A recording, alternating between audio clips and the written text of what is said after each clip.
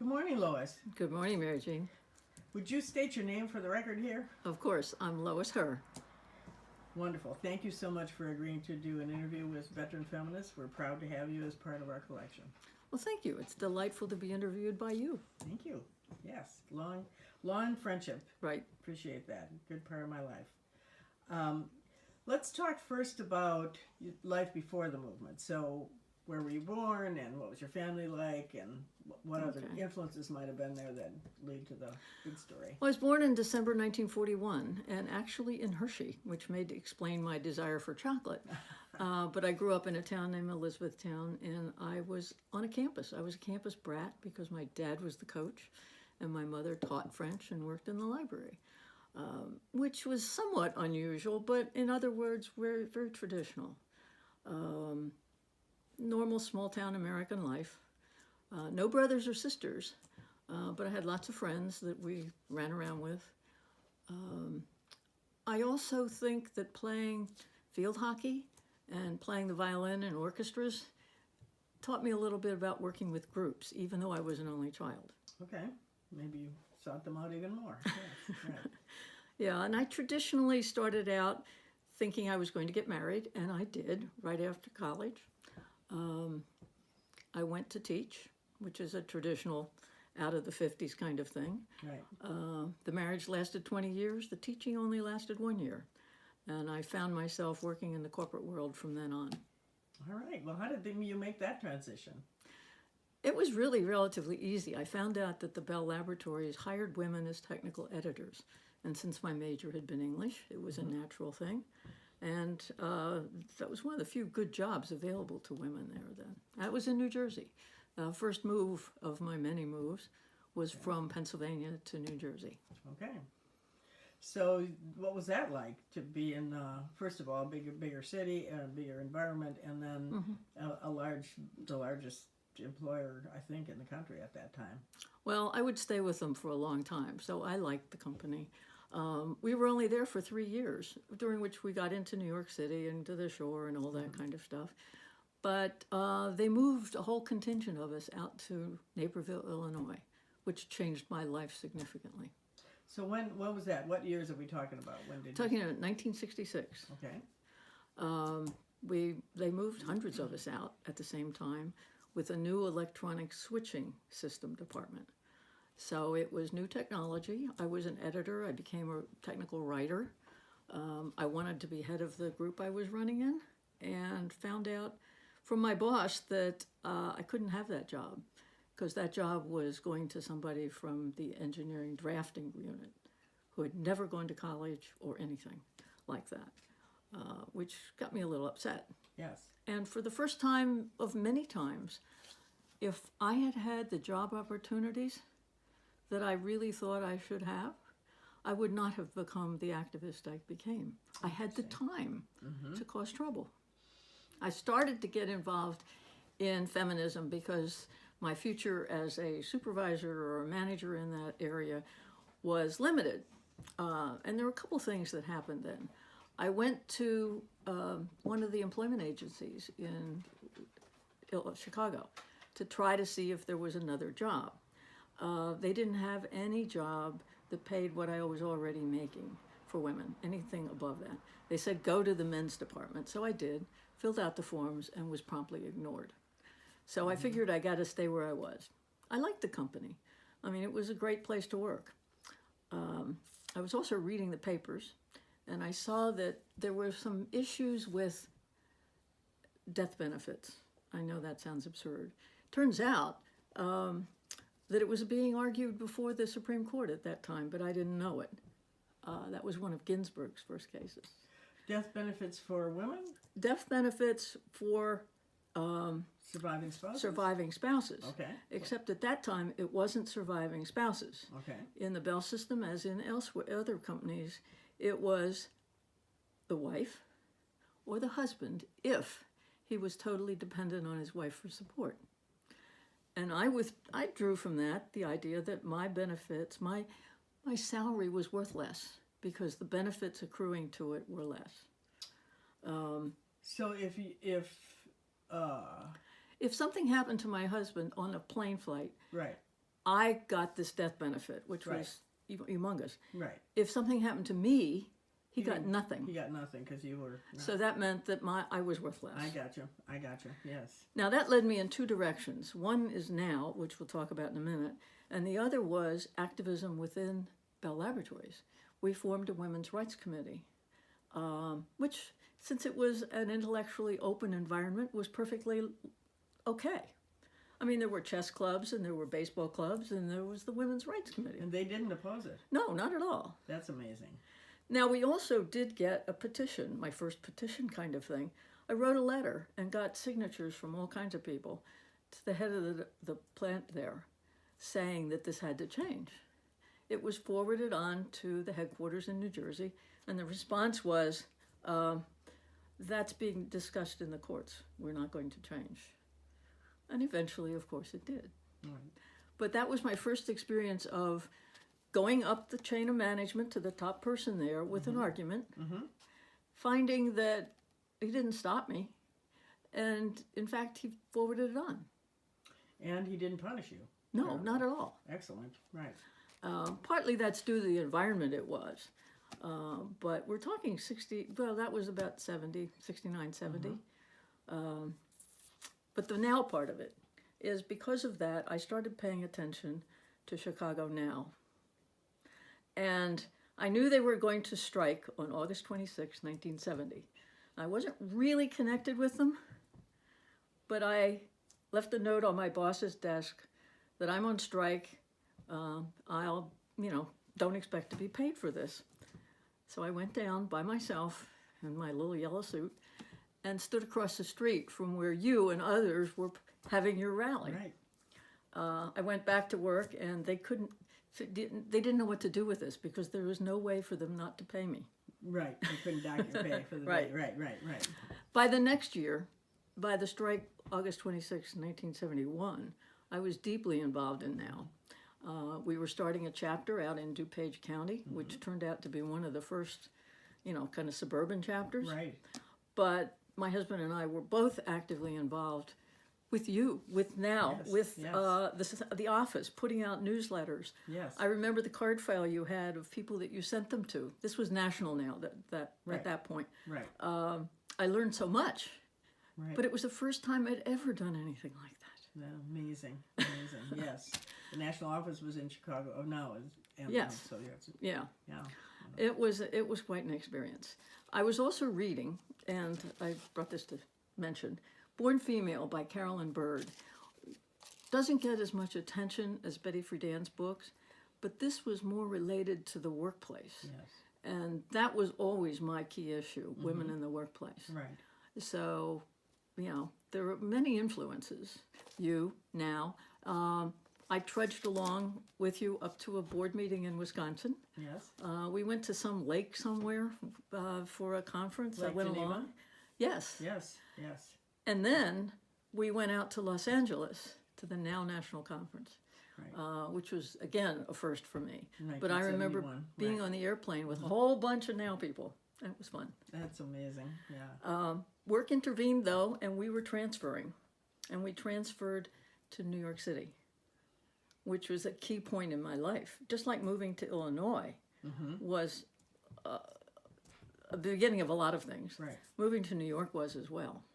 Let me bring up something because I don't remember the chronology exactly. The government was taking action against AT&T on the basis of discrimination. What year was That that? happened in 1970. Okay. And out in Illinois, in Bell Labs, we were vaguely aware of it. By Okay. the time I got to New York Okay.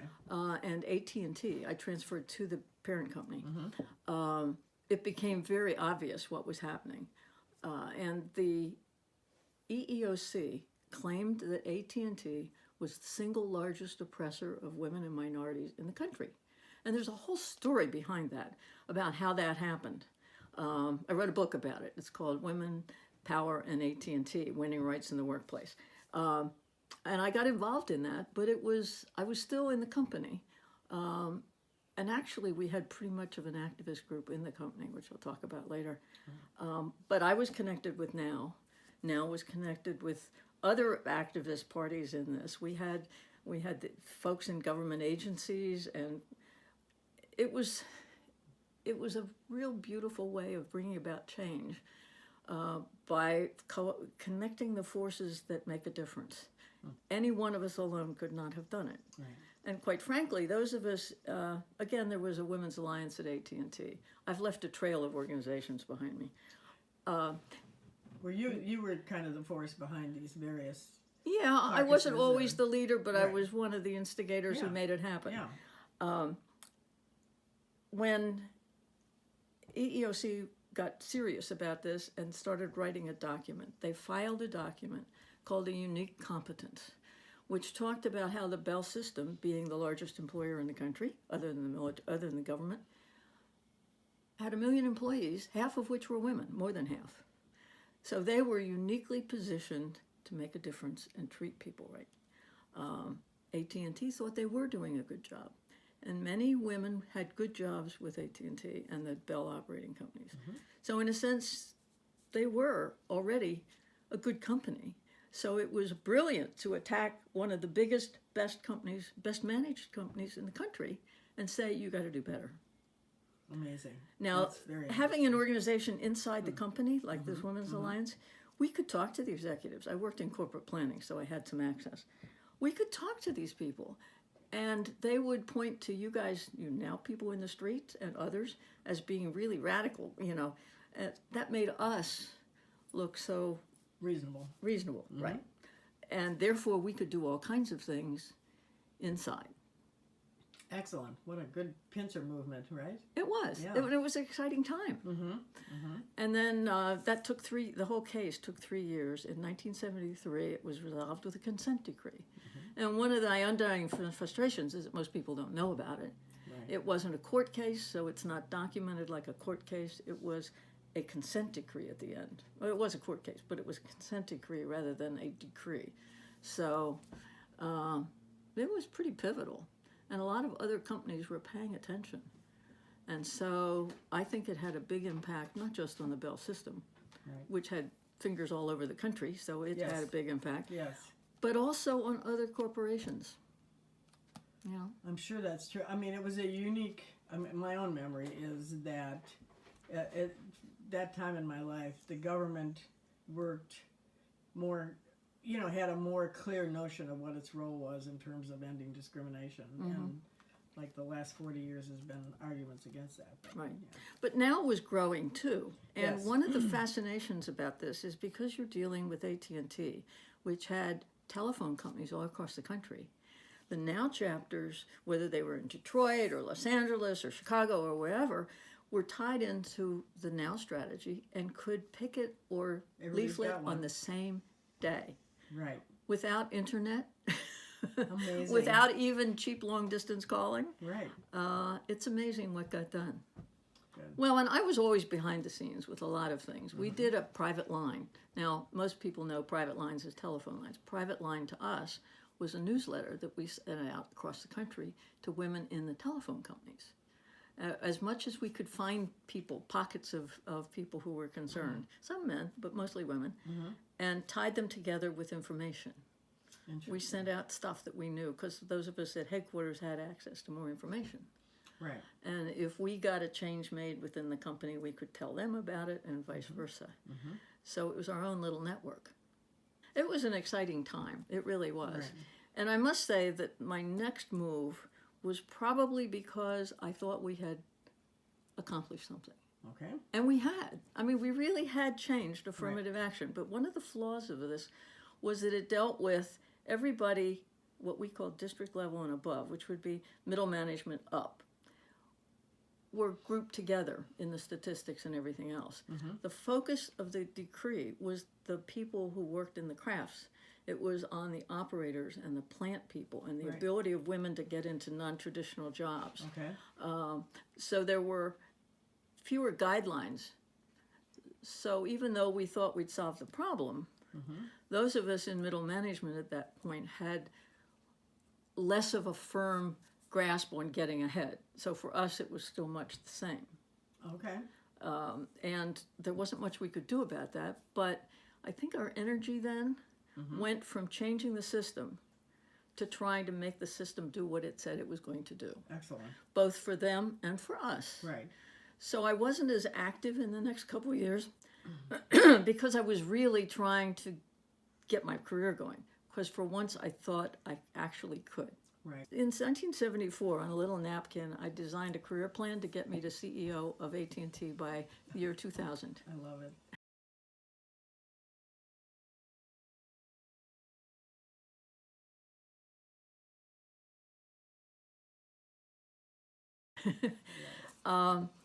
And I might actually have made it, except for two things. One is I'm not sure I had the ability to do it. But secondly, the Bell system was broken up in 1984. Right. But I'm getting ahead of myself. But Yes. that did, I had, at some level, had contacts across the country and was building a reputation. And when divestiture happened, all that was split. Right. Right. So But- the long term, right. In 74, something else interesting happened. I moved again. I heard about the President's Executive Exchange. And my boss at that time, who became one of the best mentors I've ever had been on that program from government to AT&T. He went back to government and then was hired by AT&T. So the president you're speaking of is the president of the United States? Yes. Yes, okay, as opposed to the president of... Congress had established this executive exchange to provide better understanding on the part of government of business and business of government.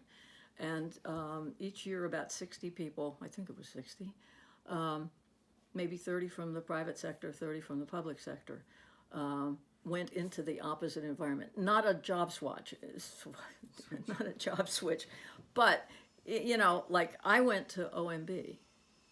And the only reason I got to OMB is that they had me interview with the Department of Defense, Department of Commerce. I mean, I had a wonderful time interviewing because I learned a lot about government. Right.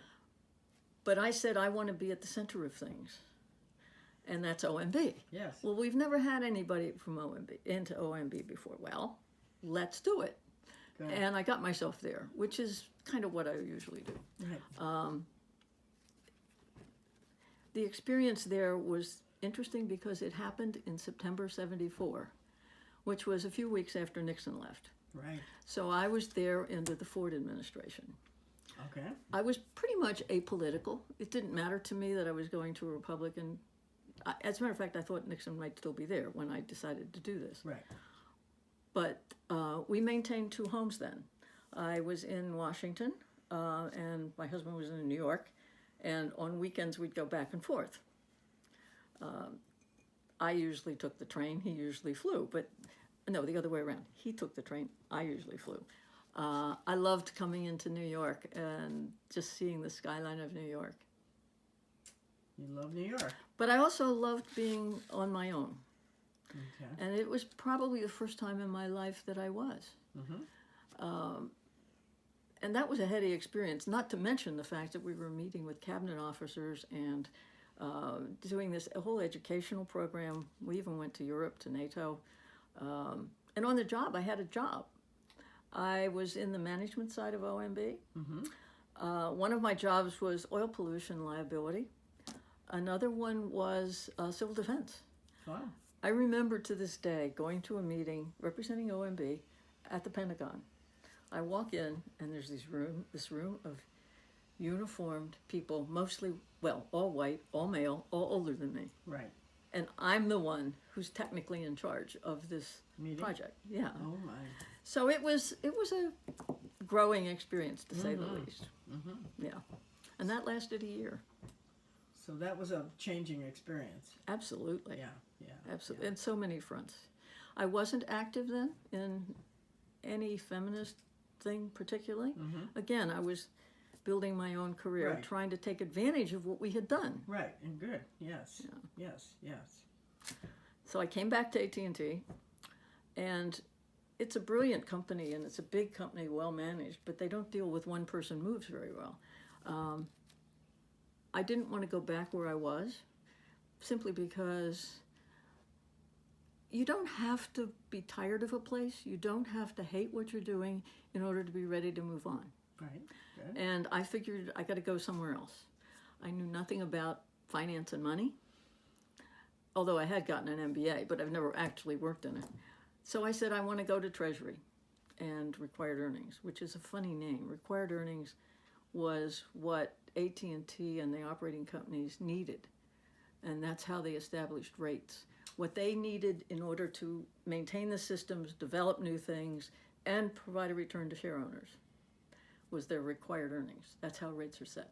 It wasn't my favorite job. It wasn't my best job, but I learned a lot. Mm-hmm. It was a kind of downtime, though, because after the highs of the EEOC case, AT&T corporate planning, being in Washington with all these people, now I'm in an office trying to figure out what people ought to, use in a rate case.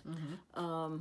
Fortunately, a friend of mine was working in the corporate policy seminar and pulled me along into that. The corporate policy seminar was at Buck Hill Falls in the Poconos. It was a series of 34 week-long sessions to which every officer, 5th level and above, which is about 1,500, came there for a week. And we talked about what the world was going to be like tomorrow for the Bell system and for business in general. And I was on the program staff. So we had a lot of fun deciding what futurists to bring in, what Washington people, economists, marketing people. I was useful to them because I could then use the contacts I had made when I was in Washington to get people like Dave Broder and some of the others. Excellent. So that was a year and a half. How many women were in that program? You mean the officers who came? Yeah. Very few. Very few. Maybe a handful. I remember, and it's in my book, something about at that level, at that time, there may have been 26 women at levels above the level I was at. It over the years it changed, but it was always very few. Right. And some of them were doctors and lawyers. Okay. Very few were operational people. Right. And to this day, I still have a friend in Pacific who was the vice president of operations out there. And she was helpful. I worked in Treasury for a woman AVP. And I remember distinctly asking her why she wasn't more outspoken about women's issues. Yeah. And she said, I am. It's just that I only do it when I'm talking to my peers and the people above. I can't be public about it. Okay. But I can ask, where are the women? Mm-hmm. And the same thing was true of Catherine Cleary. Catherine Cleary was the first woman on the board of AT&T. Mm-hmm. And I went to interview her years later when I was working on that book. And I learned some interesting things from her, too, because she apparently asked the management, where are the women? Although we never had any way to get in touch with her. It was not politically right for us to contact her. Yes. She also said she noticed a big difference when Juanita Krebs was added to the board of directors. Because then there were 2 women, and the environment changed. Okay. So that's a good That's point. a good argument for that. Yes, right. it is. Very good. Yeah. Yeah. So if I can dip back a moment, I know that you started, another aspect of your feminist activity was getting involved in consciousness raising back in New York. Oh, yeah. You want to pick up that thread? Yes, definitely. Okay. That was one of the major things when I moved back to New York. When we moved to New York, we went to some of the NOW meetings, but what really grabbed me was consciousness raising. Mm-hmm. And it, too, came out of the corporate environment because our Women's Alliance at AT&T had a committee to talk about what issues we should be discussing in our meetings. Okay. Well, I guess there were 10 of us at the time. We started talking about issues, and we really liked talking about them. Mm-hmm. We became a consciousness raising group. So you took the model out of the women's movement and adapted it to a corporate setting. Yes, a little brochure called Free Space gave us the ideas of how to do it, because none of us had done it, of course. So we would get together either on company premises after work or in somebody's home and do the traditional consciousness raising thing of going in a circle, talking and following the rules. And we met for 4 years, although gradually people dropped off because of moves or transfers or life changes. And that led me also to Warren Farrell, who was running couples consciousness raising groups in New York at the time. And my husband and I joined one of those, which was another experience where the women and men met separately, and then the next week they met together. And it was fascinating to watch our interactions, knowing what we knew about each other in the private groups. Interesting. So in a sense, that was what turned me more inward to who I am and what I want to do. Because, you know, consciousness raising takes you to many internal places. It does. Yeah. So the personal and the political, as we say in the women's movement, kind of merged in Absolutely. that. Absolutely. And I have multiplied that concept in ways people didn't know. At one stage in my career, I set up mentoring circles, which are really consciousness raising. Right. You take, you know, like six women who are at the same level, and bring in a woman who's 2 levels above, possibly. But the rules are that person participates in group discussion at the level of the people who are there. So there's no status, no telling you what to do. It's how do you feel about, or how do you know, or what do you... Wow. But that was consciousness raising. Yes. Wonderful. Sounds like something would be relevant today, so. Well, I think there are mentoring groups, but they usually end up being more like a lot of women's conferences. Here's what we can do to improve the women. And I've objected to that. We don't need to improve the women. What we need to do is change the system. Excellent. So going back to your thread now of your corporate career, I might have interrupted that. Do you want to go back to that? Or? Well, after the corporate policy seminar, which is where we were, I took an adventure, which in retrospect is like all my adventures, but it seemed at the time to be strange. I had done very well in staff jobs, finance, corporate planning, those kinds of things. And the executives I met at the conference, some of them were there for quite a while, so I got to know them. They said, if you really want to get ahead, you got to be in operations. You got to go to the telephone company. And I had always sort of poo-pooed that, thinking that was really not necessary. But they convinced me, and 2 from New York Tel in particular said, come to New York Tel, we'll put you in operations, and, you know, they'll be great. So I said yes. When we worked out the terms of this, it was a little more complicated, because it's one thing to have high levels say they want you to come in. It's another thing to get everybody on down the line to buy into this. And most of these are overwhelmingly men running the operating company. All men running. Well, not running the operating company, but running the area where I was going. Yes. The area where I was going was what we called central office. It's the telephone switch. You know, all calls, even today, have to go through a switch somewhere. Okay. And we're talking at that day of mechanical switches to some extent, and the introduction of new electronic ones that I had worked on at Naperville, Illinois, as documenting them.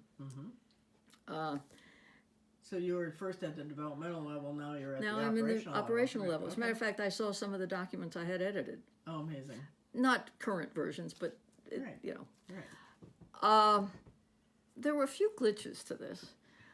They designed a 1-year training program for me, and I was willing to buy into that. I kind of knew that no man would be forced to do that, but I also didn't know what I was doing, so it seemed like a good idea. Right. They had built into the training program some real live experiences, which never happened. So I spent 1.5 years being trained, which meant I went to classes on the different kinds of switches. I was taken to different departments, and I'd spend some time shadowing them, seeing what they're doing. And I was very restless because I wanted to do something. Right. But on the other hand, I was meeting people all over the plant department, not just my one area, but all of them, which would prove very useful in the future. Okay.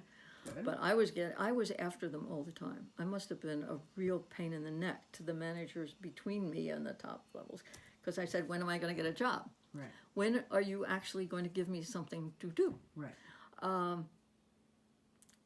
And as I go back over my journals, by the way, I've kept journals since I was 12. Very helpful. Oh, it is. Very enlightening because our memories are very faulty. I kept after them, and they kept saying, well, you should have come in as a foreman, first level. There's no way I would have survived as a foreman because that requires more technical expertise than I'd ever have. Right. I was a manager, not a technician. Right. And they would just send me to classes and make me do things. And I kept hounding them. I mean, I must have really been a pain in the ass. But I would think about it now, and I think I was asking to take charge of telephone switches. And eventually, when I got the job, I had almost 1 million customers I was responsible for. I had 123 employees. I had millions of dollars of capital equipment I was responsible for. Right. And it was the heart of the company. Right. Phone calls went through there. No wonder they were a little cautious about bringing in a woman and an outsider. Interesting. So now I understand it a little bit better than I did at the time. Right. And at the end of the year and a half, for the second time, I called back to my highest level mentor. I tried not to do that too often because that was not liked. I said, I'm out of here. I didn't say I'm out of here. I'm saying they don't mean it. They're not going to give me the job. Right. I'm going back to AT&T. Right. He said, patience, as he always did. And he's also the one who said, calm down that feminist rhetoric, And I did. I didn't in my journal, but I did in real life because I knew that I couldn't get away with it. Right. Although I was beginning to find the women in the department and the young women and helping them because there were women working for me who got their jobs because of the EEOC consent decree. Definitely. So Yes. I could see that. It's just Yes. that they hadn't gotten up in the levels. Right. I had there was a fantastic job when I finally got a plant central office district. Excellent. I had northern Manhattan and the Bronx, Wow. which is not prime real estate for central office. And I think there were still people who wanted to give me the toughest job they could. Right. But the people who worked for me were fantastic.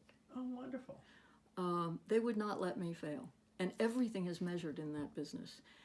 The seconds it takes for dial tone, back there in those days where you picked up a phone and got dial tone, it had to be there. Yes. And I was measured on that. We were measured on the quality of voice recordings, Okay. which obviously isn't done now. Right. Everything. It was measured to the nth degree. But Very efficient company. when I had that job, which I had for 1.5 years, we never failed. And it was because of the people who worked for me. Most of which were union. And then I had 2 levels of management below me. Amazing. Yeah. And they would protect me. If there was a failure in the middle of the night, they called and told me what was doing, and I would ask them, do you have what you need to fix it? Right. And if they didn't, I got it for them. But if they had what they needed, I said, thanks for letting me know. And it was run like a military outfit. Nobody was supposed to be surprised. Right. So if there was a failure and Excellent. some system was down and customer was out of service, I had to tell my boss so that in the morning Right.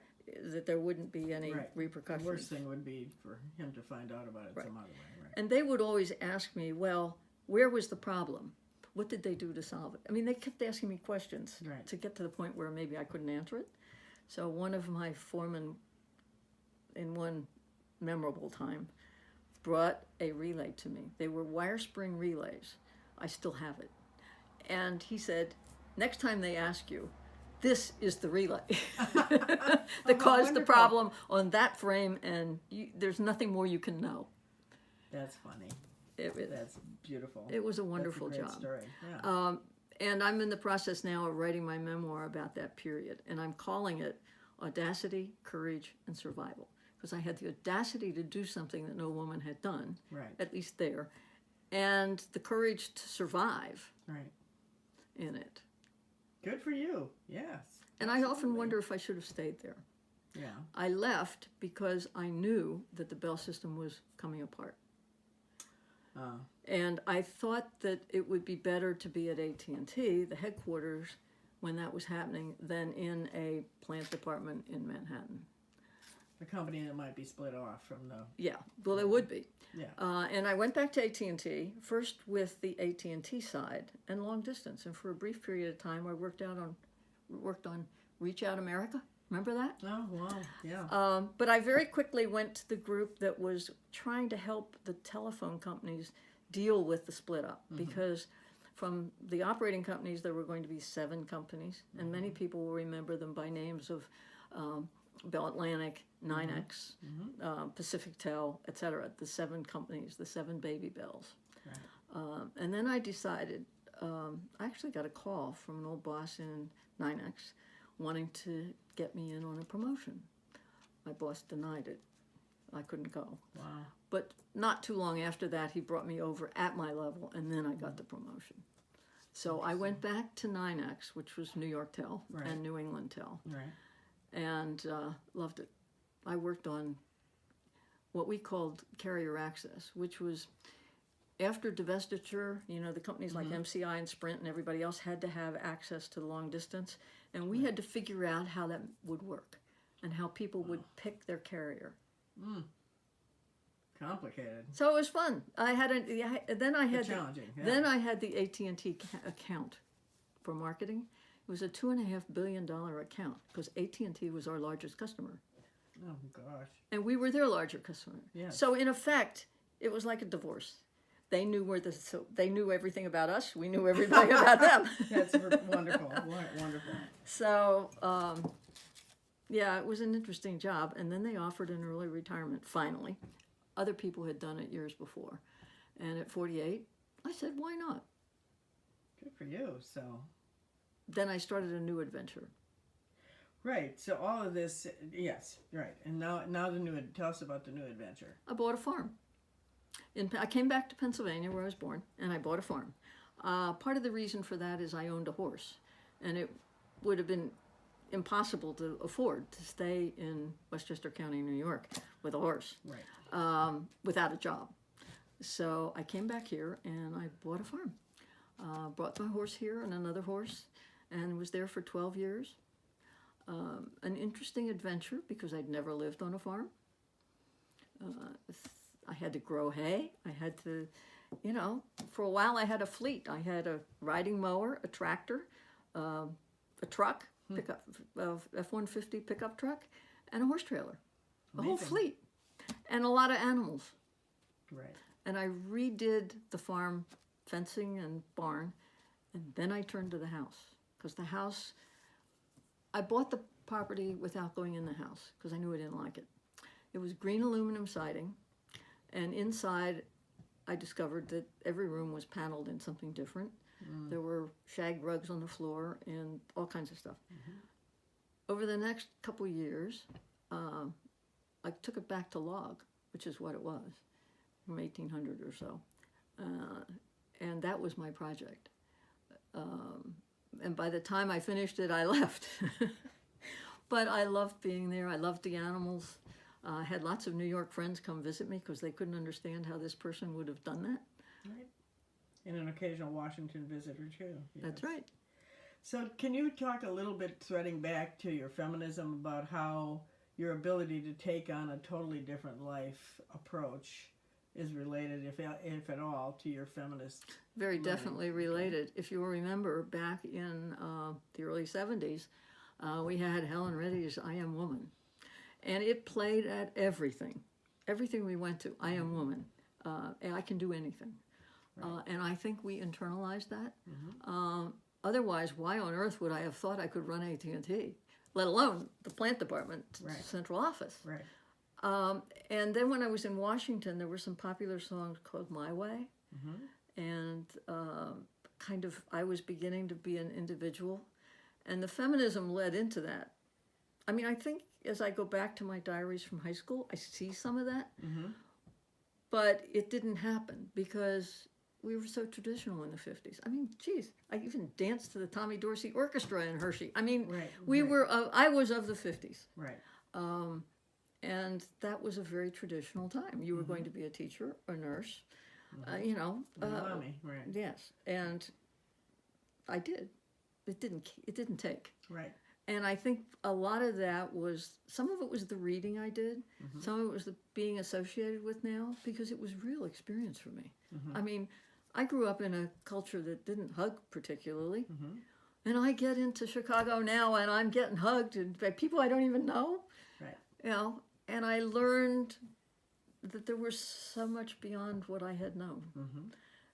And my confidence got built, one thing on top of the other. But that I am woman will never go out of my head. There you go. There you go. And I think the consent decree, I mean, we thought in the early 70s that we had accomplished a lot. Yes. Yes, for sure. I mean, whether it was the broadcasters, I mean, the CBS and NBC people who were fighting their bosses, Right. other companies, you know, we were on a trajectory that was going to... Very positive and very Yes. hopeful. Very Yes. hopeful. Yes. And meeting other women and liking other women and spending time with other women on something, you know, that was going to change the world. Yes. It was a very heady time. It was a heady time, indeed. And I think even when I was working on my career, more or less, I was always conscious of it because obviously we formed the alliance at AT&T. And New York Tel eventually got a group. I didn't start it, but it was there. And in Washington, I sought out the women, and it was exciting to notice where they were. Even some of the people who came to speak to us, like the woman who was head of the International Women's Garment Workers. Oh, Little woman, I can't remember her name. Yes, I know who you mean, but I can't remember her name. She came to talk to us, you know. GWT Yeah. or whatever it was. Yeah. So, you know, I was always conscious of it. And I gave a talk at E-Town College, convocation. I found it the other day, and it amazed me. In 1975, called May Queen to Management. May Court to Management. I wasn't the queen. I was aware of all this stuff changing in me and the things I was learning. And I tried to help other women. I always worked with other women. And after the farm comes another change and another challenge. Okay. And another first, in a sense, because I got involved in politics. Okay. And I had not been active. I had done a few things for Shirley Chisholm when I was in New York. And I think I was on a committee when I was in New Jersey. Right. But not serious. Yes. It got serious when I heard Governor Howard Dean talk, because I thought his versions of equality, his versions of reproductive rights, education, they all made so much sense that I called up to Manchester and said, can I come help? And this was in September of 2003. Okay. I've never done anything like this before. I just go for a Right. week. And this was before all the hordes of people would travel across the country to help. I think they got a flight of people from Texas while I was there, but that was one of the first. Right. And they let me do anything. I was out in visibility. I had never done that before. I was answering phones. I was sending out things. I was going door to door. All new experiences for a good cause. Excellent.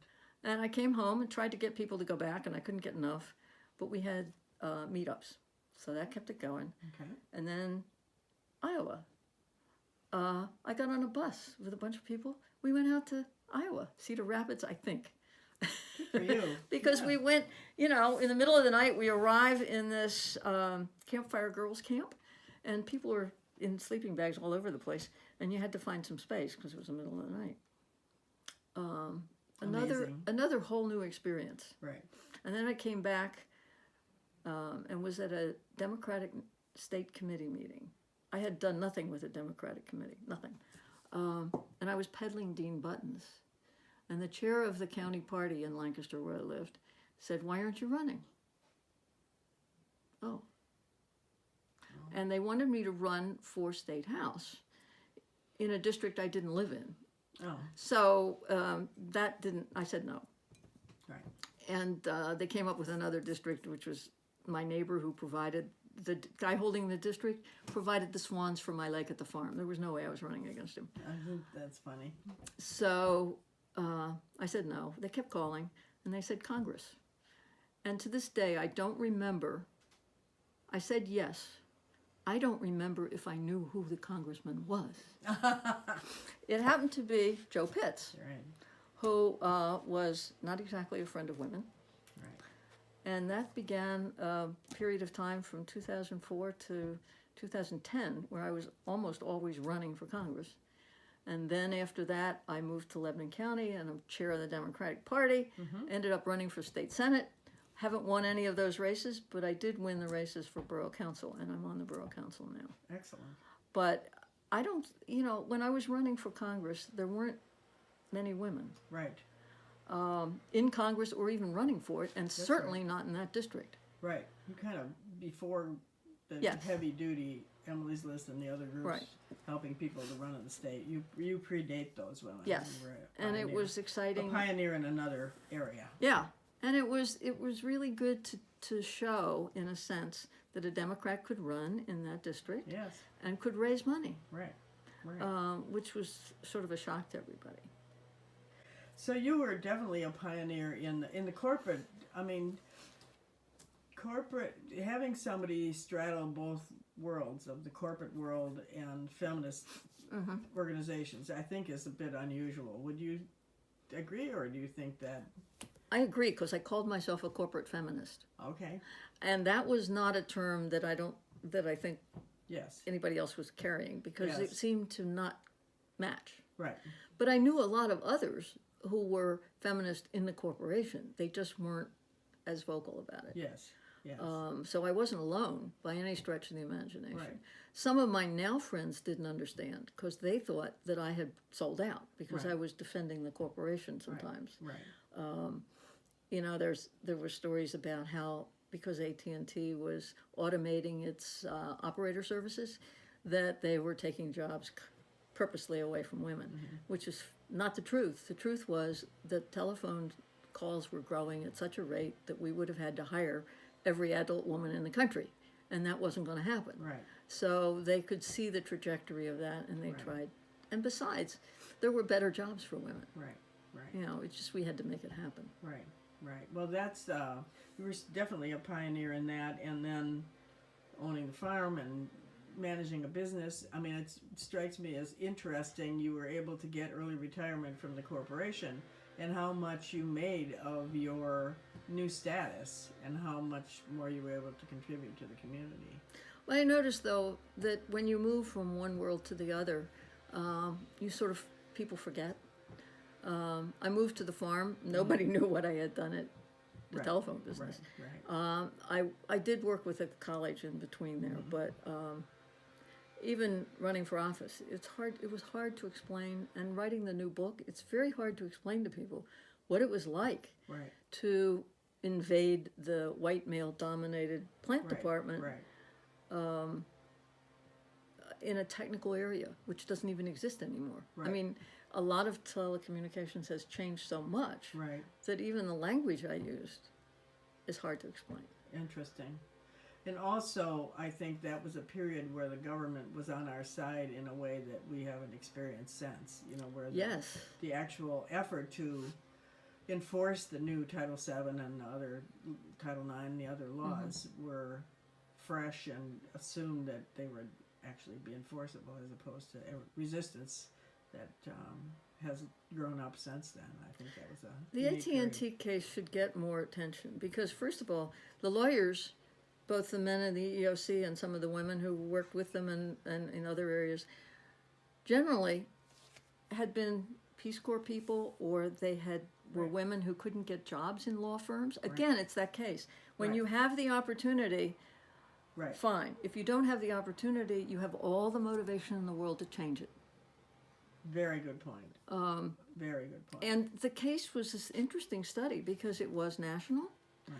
It was very well done. They ran hearings around the country, which covered in Pacific, MALDEF, and some of the other organizations were involved testifying. It was, and in New York, it was a riotous thing because there were some radical feminists who broke up the meetings, and it was just hysterical. Right. I mean, it is, and most of it is told in my book, but there's also a few other books about it, but not much, Right. and not much attention. Yes. But it's a way of changing it because there was Catherine East in the government.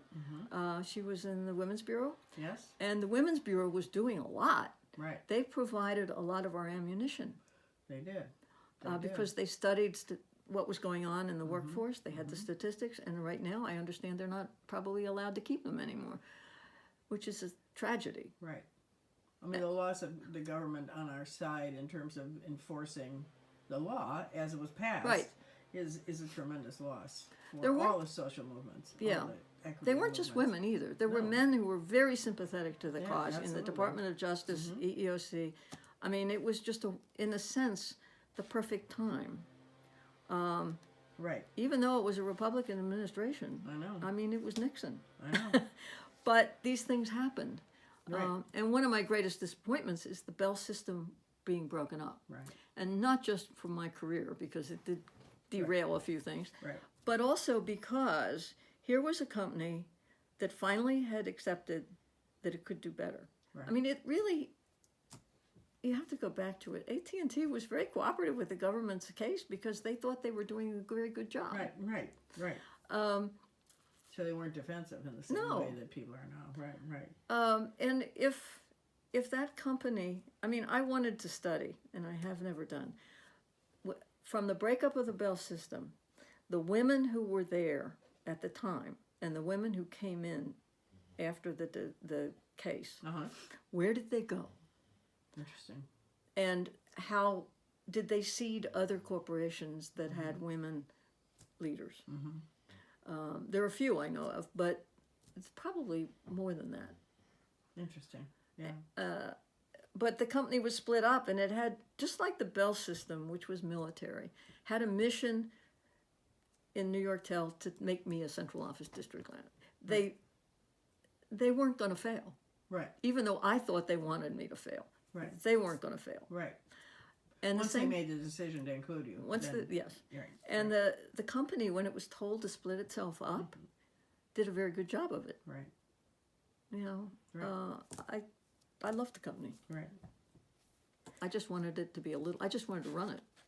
Yeah, well, that would have been very interesting. Very interesting. So, obviously, you've talked a lot about how the movement affected your life personally. Are there other, what do you count as some of your most memorable or important experiences?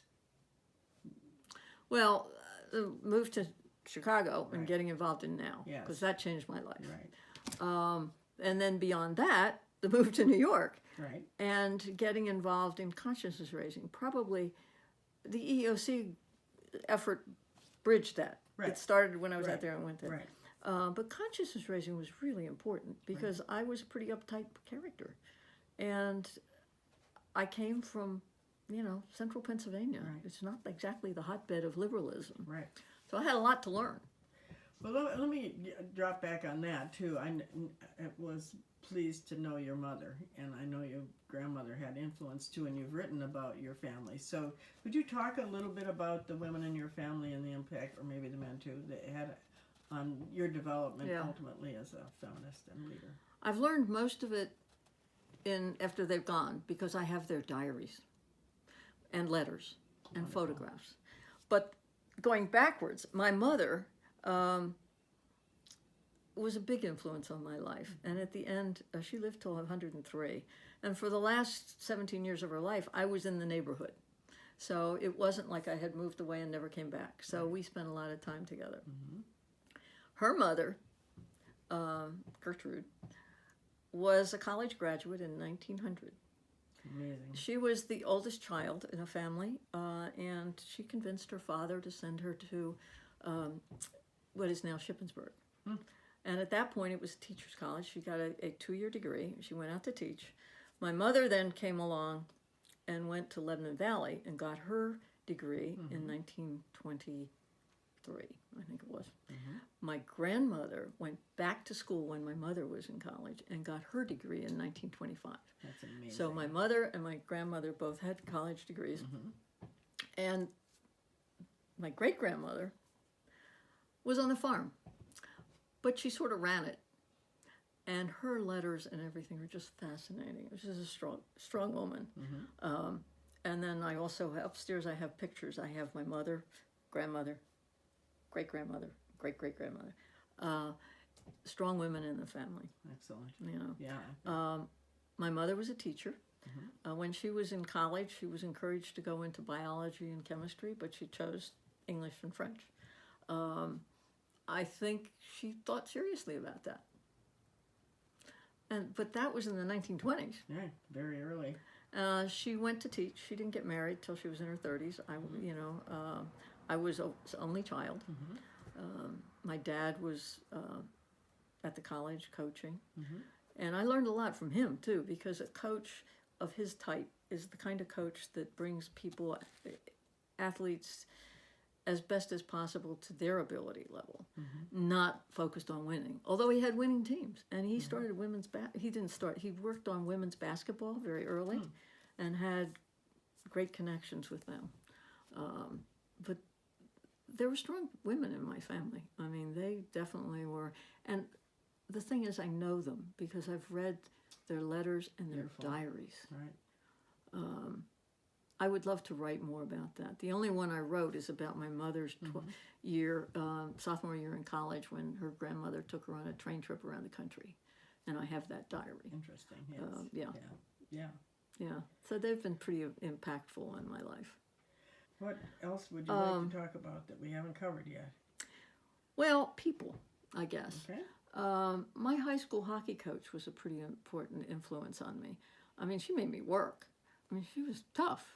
It wasn't until later that I learned she was a real person. So that was and I did play through college too. And my dad's philosophy was true even there. He wanted his people, his athletes, to do well. And he wanted to win. But that wasn't the most important thing to him. And they've loved him. His athletes really cared about him. So that's one. My coach and the involvement in athletics, both within my family and there. My high school friends, I have reconnected with now. I'm back in Pennsylvania. And I realize how central they were to my growing up and to now. So there's a group of them that I see regularly. And Excellent. It's really kind of fun to be back after 60 years. Because you were key to my getting involved in Chicago and since. Excellent. Okay. Yeah. My consciousness-raising friends are sort of anonymous, and I don't see them anymore. But they were important people, as was that mentor that I had in corporate planning, a guy named Jim Armstrong, who's no longer with us. Right. He taught me a couple things that are really important. One is to trust my instincts, and basically to be aware, pay attention, see what's going on, and what's really happening. Because you can deal with it better if you do that. Right. Strangely, Howard Dean, because if it weren't for Howard Dean, I would never have gotten in politics. And politics, to me, has been a fascinating experience because being on the campaign trail for Congress is like going for your PhD exam when you don't know the subject. Oh, wow. Because anybody can ask you a question and expect an intelligent answer. Right. About anything. About anything, whether it's relevant or not. Right. And I had been used to being in public or giving talks and things like that. But being up there as a candidate was very different. And I also learned a little bit about people and the way they live and understanding, because I had lived a pretty, easy life, relatively speaking. But when I went door to door in my hometown, I saw things and talked to people and learned things I didn't know. Excellent. Because some people really didn't have the advantages I did. And to stand there and talk to them and honestly hear them expect me to be able to do something about it, which I thought I would like to do. Right. But it was a little humbling. Yes. Campaigning can go to your head, but it can also make you very humble. Yes, I can see that. So the people I met while I was doing that, and I try very hard. We had a group, I had set up a group of women who were running for office in like 2011, 2012 for state office, to get them connected to each other to form a support group. Because for most of them, they were out there by themselves. And you don't get much support from the big organizations if you're running for township supervisor or even state representative in a district where your odds are not good. Right. Okay. Right. But we need people to run there because some of them are now we're showing that they win. Right. Exactly. Okay, but we needed to get started. Exactly. And I have tried to work with them. Good. Yeah, Good. so that's, Yes, you have. and I write, and I want to write more books. I have a lot of things I want to say, so I'm not done yet. On the Borough Council, I don't get to be very political. We deal more with how we're going to deal with rental, Right. and how we're going to deal with the traffic on the highway that goes through town. Mm-hmm. But I've had experience now at all levels of government, and I wish I were younger. So I wish I had started politics younger. But on the other hand, I like what I was doing. So, Right. well, I always moved, like I said before, to the next thing before I was really done with what I was doing. Okay. I still liked it. Yeah. I very rarely was running away from something. And I had to keep, Moving I on. needed another challenge. Excellent. Right now, I don't know what my challenge is. Right. I'm trying to go through the writing part. I love Mount Gretna. Mount Gretna is a Chautauqua community, so it's intellectually stimulating, and arts and music and people, and it's just wonderful. It's our own little Brigadoon or Camelot. I'm not sure which. I don't know. It's very hard to articulate what I want to do. I'm trying to figure that out. That's okay. Today we're accounting for what you've already done, which is not an insubstantial amount of lifetime of service and learning from feminism and contributing to feminism and letting feminism see your way of doing it. And so that's been wonderful. What have I missed here? Well, I've always tried to be wherever I'm doing, because I was on the State Board of Barber Examiners. I headed the Lancaster County Planning Commission. I was president of my Rotary Club. In all of those, I tried to be me, and I tried to make a difference for the women who were in those areas and try to pay attention to it and not be private about it. In other words, one of the things that always bothered me in the corporate world is it was hard for women to speak out because there was the fear that something would happen to you. As it turned out, the women who were president of our Women's Alliance in AT&T all did fine because it's, again, they know your name. And too often women have been justifiably afraid that they might get in trouble if they are outspoken feminists, including me. I mean, I'm sure there were times I could have spoken out more than I did, because it's not an easy thing to do when you're in hostile territory. Right. And I consider the hostile territory, like I entered in the plant department, not as hostile in a warlike sense, but hostile in the sense of the climate isn't good for growing. Yeah. And you've got to have the courage to survive in that. Yes. I loved the farm too. I loved being out there, learning how to do all that, and having the animals. I finally had my horses that I had always wanted, and again, it's a case of just stepping out and doing what you want to plunging do. in. That's right. right. To something you don't know what the outcome's likely to be. So good for you. Yeah. It's a good model for everybody. Yeah. Wonderful. Well, it's been fun, and I met a lot of interesting people along the way, most of whom helped me probably more than I helped them. Some of them don't even know it. Right. Well, thank you so much. Oh, you're welcome. And it's just for many years of friendship and for this interview, and wish you well for the future. And Thank you. thanks again. Okay.